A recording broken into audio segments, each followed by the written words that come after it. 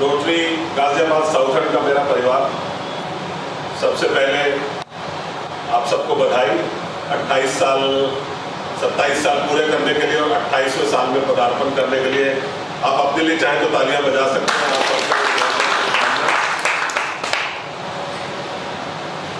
Club president Praveen जी, assistant governor Sanjay ji, club secretary आलोक जी और चिर परिचित चेहरे हैं, how can I forget my own president doctor Neeraj Garg and Manju भाभी और ज्ञानेंद्र। आपके साथ तो वैष्णो देवी की हमारी मुलाकात हुई थी हेलीपैड पे, उसके बाद हम लोग मिले, शायद उसके बाद आज मिल रहे 10 साल के बाद 12 साल के बाद। मुकेश जी से भी परिचय बहुत अच्छा है और सुमित आप भी शायद साथ में थे और अरुण जी के साथ भी बहुत क्लोजली काम किया है और बहुत सी भाभी लोगों से भी परिचित हो। रामवीर जी, आपके साथ ज़्यादा काम करने का सौभाग्य नहीं मिला मुझे, और फिर भी may be in the times to come आप सब लोगों के साथ और काम करने का मौका मिलेगा। जब प्रवीण जी ने बोला कि हम अपने क्लब का चार्टर डे कर रहे हैं और सुबह का समय उन्होंने बताया, तो मैंने एक बार बोला, मैंने कहा सुबह आना है ना, अक्सर क्लब का चार्टर शाम को होता है और सेलिब्रेशन किसी और ढंग से होती है, पर ये सेलिब्रेशन जिस ढंग से हो रही है मुझे बहुत अच्छा लग रहा है कि एटलीस्ट, क्योंकि उसमें रात को बहुत देर हो जाती है और जाके आपके स्लीपिंग साइकिल खराब हो जाती है, तो एटलीस्ट आज वो कोई परेशानी नहीं है। बिकॉज अगर अर्ली राइजर अगर सुबह 8 बजे भी बुलाता तो मैं आ सकता था, मुझे कोई दिक्कत नहीं है। और जब मैं यहाँ पहुंचा तो मैंने बीकानेर वाले से पूछा कि ऊपर सेकंड फ्लोर पे आपका कोई हॉल है? बोले हाँ है। तो मैंने बोला एंट्री कहता अंदर से।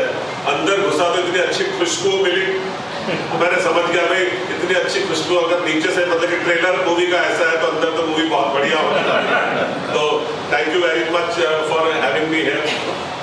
और जब प्रवीण जी ने बोला थी कि मैं चाहता हूँ कि आप हमारे क्लब के मेंबर्स के साथ कुछ रोटरी के बारे में उनको बताएं। क्या रोटरी जो मैं बताऊंगा आप सबको किसी न किसी फॉर्म में वो जरूर पता होगी, मैं कोई नई चीज बताने नहीं जा रहा, लेकिन फिर भी एक छोटी सी कहानी से शुरू करता हूँ। कि उस समय की बात है जब डाकिया घर घर जाके डाक बांटता था। अब तो खैर सरकार ने रजिस्टर्ड पोस्ट भी बंद कर दी, खाली स्पीड पोस्ट ही रख दी है। तो घर घर जाके डाक बांटता था और डाकिए का डुअल पर्पज होता था। गांव में डाक बांटता था तो अक्सर घर की लेडीज इतनी पढ़ी लिखी नहीं थी, तो वो उनको कहती थी भैया पढ़ के भी सुना दे, तो वो उनको चिट्ठी पढ़ के भी सुना दिया करता था। तो एक गांव में एक अम्मा जी रहती थी, सॉरी भाभी आई मिस, मैंने अतुल के साथ भी बहुत क्लोजली काम किया हुआ है एंड रियली मतलब कि वो बंदा था जिसका स्टैंड लेने की हिम्मत थी। माय सैल्यूट टू हिम और sorry I miss on that भाभी। तो एक गांव में अम्मा जी रहती थी, उनका एक ही बच्चा था। गांव वो शहर में जॉब करने के लिए चला गया था। हर महीने वो एक मनी ऑर्डर भेजता था और मनी ऑर्डर के साथ में मैसेज आता था, स्लिप के ऊपर लिखा। तो जब डाकिया वो मैसेज की स्लिप और पैसा देता था तो अम्मा जी कहती थी इसको पढ़ के सुना दे, तो वो उसको पढ़ के सुना देता था। और फिर अम्मा जी उस स्लिप को संभाल के रख लेती थी। 2-5 दिन में डाकिए की साइकिल की घंटी फिर बजती थी, उसे बुला लेती थी, बेटा पढ़ के सुना दे, तो फिर पढ़ के सुना देता था। तो ये क्रम तब तक चलता था जब अगले महीने अगला मैसेज नहीं आ जाता। तो अम्मा जी का भी दिल लगा रहता था, डाकिए को भी लगता था कि मैं माँ बेटे को कनेक्ट करने का एक माध्यम बन जाता हूँ।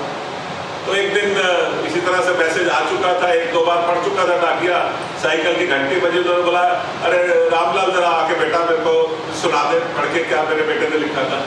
तो अम्मा जी को उसने पढ़ के, उसने वो जल्दी में था और अनमने मन से उसने कहा अम्मा जी को रोज कितनी बार तो मैं सुना देता हूँ महीने में, चलो आज मैं ऐसा करता हूँ। उसने ऊपर की 4 लाइनें पढ़ी, बीच की 4 लाइनें छोड़ दी और फिर नीचे की 4 लाइन पे आ गया।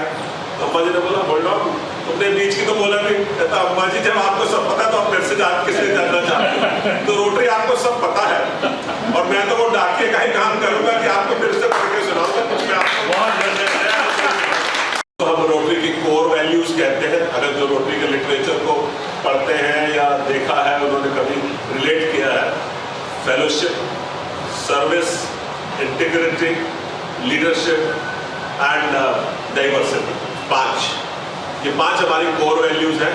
और रोटरी भी इन पांचों कोर वैल्यूज से मिलकर रोटरी बनती है। वर्ल्ड के किसी भी पार्ट में हो, रोटरी में ये पांचों चीज़ें मौजूद हैं। चाहे हिंदुस्तान में रोटरी हो रही है, चाहे अमेरिका में हो रही है, चाहे जापान में हो रही है, तो सब जगह रोटरी का बेसिक स्वरूप वही है। पर हमारे पास एक कैनवस है, उसके अंदर कलर सब में अलग अलग भरते हैं अपने लोकल नीड्स के हिसाब से।